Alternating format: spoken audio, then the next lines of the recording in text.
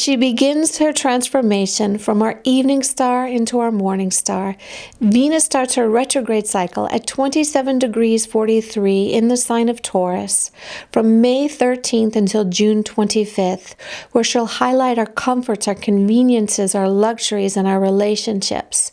Now, this forecast is according to the Vedic system of astrology, the yogic scientific system of astrology.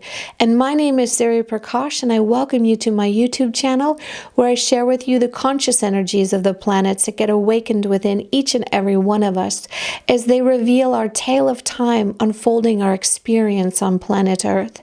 And in today's video, I want to share with you what the retrograde cycle of Venus will awaken and what she's interested in, and how she will be energized by the planet Mars, who's sitting currently in the sign of Aquarius, and how we can deepen our experience and our awareness of what she's activating, so that we can navigate her energies more effectively during these very trying times of 2020.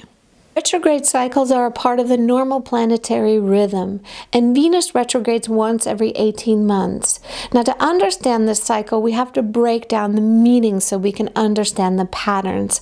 So first, we all know that Venus represents it's a natural indicator for our children and for our relationships and for our creativity, but it's also an indicator for our politics, our media, and our contracts.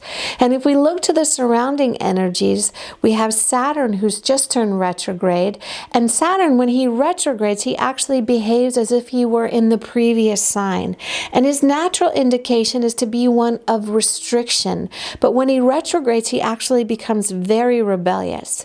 And Mars, he's aspecting the sign of Taurus. So Mars, when we understand, Mars gets awakened through the desired nature of Venus. So right now, Mars is very loud in the sign of Aquarius, of this power to the people notion.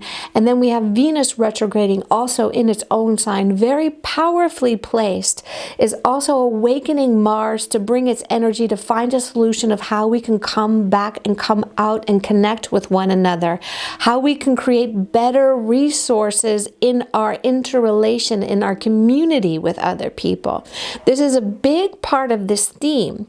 Now, a lot of us are really suffering in this moment, in this time of where we've had to retreat and where we're feeling some profound restlessness, right? Where we're feeling this incredible irritation of what is coming next? What can we do? What is my future? And this is going to be a resounding theme as Venus retrogrades, because it's going to bring a highlight to our economic situation, and it's going to highlight how we can plan to develop more concrete resources and take responsibility for how we can create a better resource with the planet Earth. This is also a very big indication of Venus in this retrograde cycle in Taurus. Mars is directing his energy to Venus from the sign of Aquarius, and this can make Venus and Mars both act in haste, as it will reveal our weakness in our economic structures and our economic ability. It reveals a false start, and where truth will be coming out through the media of what the real status quo of the situation is.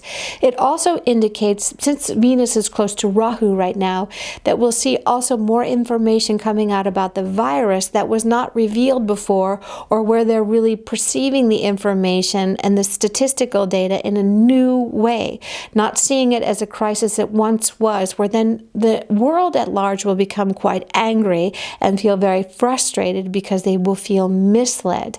And this we also will need to see where we need to take a caution in this. Venus retrogrades are essential in that they're pushing us to speak up and confront the buried stressors that we've all worked so hard to hide.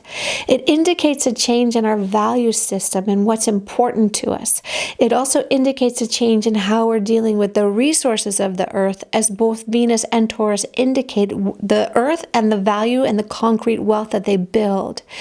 When Venus retrograde cycle begin, it makes us more reflective and makes us more internal, which is a good thing. But even under the best of circumstances, none of us really run to embrace these experiences. We'd much rather prefer to move on to a new set of circumstances and a new set of problems. It's kind of like dating the same guy in a different pair of pants. But the beauty of our situation now is that we have nowhere to hide and that we have to start dealing with these issues to make long-term changes that are concrete. Now, there's two nakshatras that Venus will be operating under. The first one is Mrigashira, and Mrigashira's symbol is a deer, so it's about this wandering and searching of looking for our herd, of looking for our connection with others. It's not about the long-term lasting. As deers, you see, they move on and they just look to search. So if we just think about how deers operate, they're not really sticking with anything, they're just moving on. So it indicates a time where it's not stable in creating the connection, but the searching of making a connection.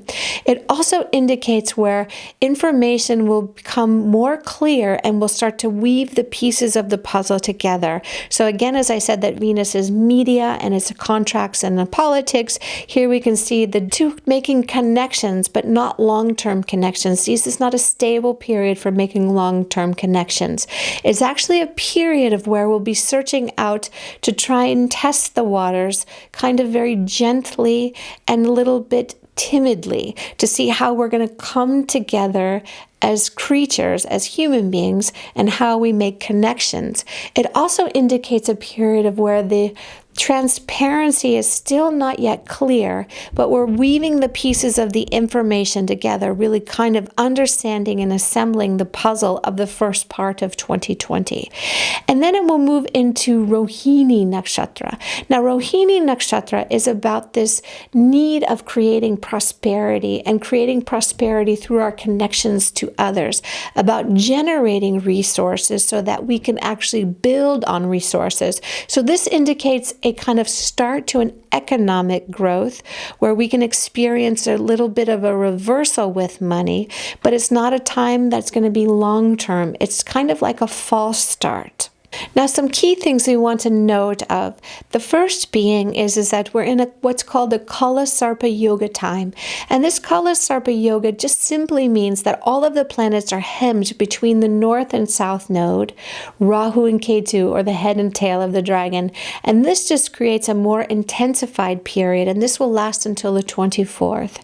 Then we have some key dates where it's really critical that you don't make major decisions or make major shifts.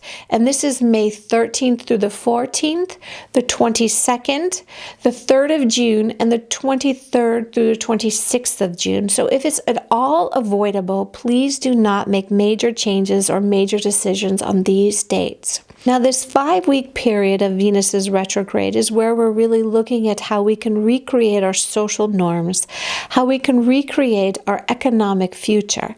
And this period is really a sense of a test. It's not really the long-term plan, but it's actually really a test of how we can rebuild it because we're in a bit of a false start.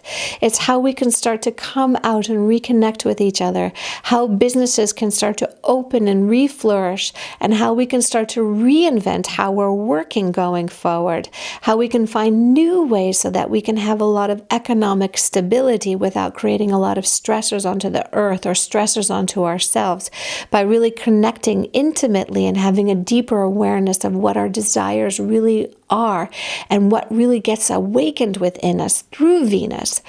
Now, to understand Venus really more concretely on an individual basis, you need to study where it is in your own chart and understand its nature, if it's a functional benefic or if it's a functional malefic, and what its dignity is. And then you need to look at where the transiting planet is sitting within your own chart, and then you need to look and read from your ascendant first, because this will unfold how you're actually experiencing it on an outer world. So first you want to look at the dignity of the planet, its function, and then from where you'll experience it from a physical way. Or you can book a reading with me by going to my website, which is linked in the description box below. I send you a lot of love and a lot of luck with this retrograde transit of Venus, and I look forward to seeing you in my next video. Satanam.